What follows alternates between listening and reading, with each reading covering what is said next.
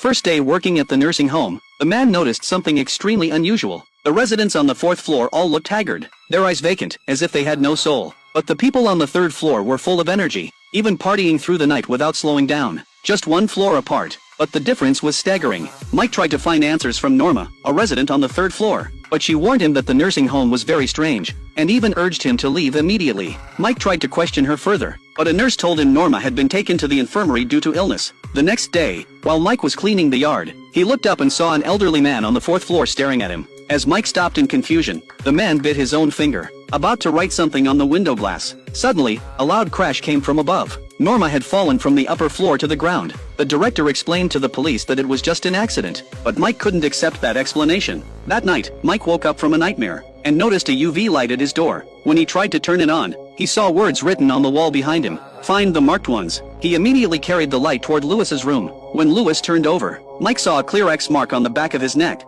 The next day, Mike bought several mini surveillance cameras to secretly record what was happening in the nursing home. Through the cameras, he saw an elderly man on the 4th floor suddenly lean close to the lens, as if trying to send some kind of message. But his attention was quickly drawn to another camera. A nurse and a doctor were pushing a resident down to the basement. As Mike approached the door, he heard a horrific scream. The security guard slowly started coming his way, so Mike had to retreat. Deciding to rest at his foster parents' house first, he was surprised to find a pair of unknown sisters living there. After his foster parents left, the sisters led Mike into a hidden room. They explained that they had discovered this space by accident. Inside, Mike found an old photo album. As he flipped through it, he realized the people in the photos were all residents of the nursing home, even including his foster parents. But the photos were decades old, and everyone looked just as young as in the pictures. He turned to a large group photo, and noticed a figure in a wheelchair at the center. The person in the wheelchair kept changing, until, in one photo, it was his own brother. Mike realized his brother hadn't committed suicide. He remembered the elderly man on the 4th floor,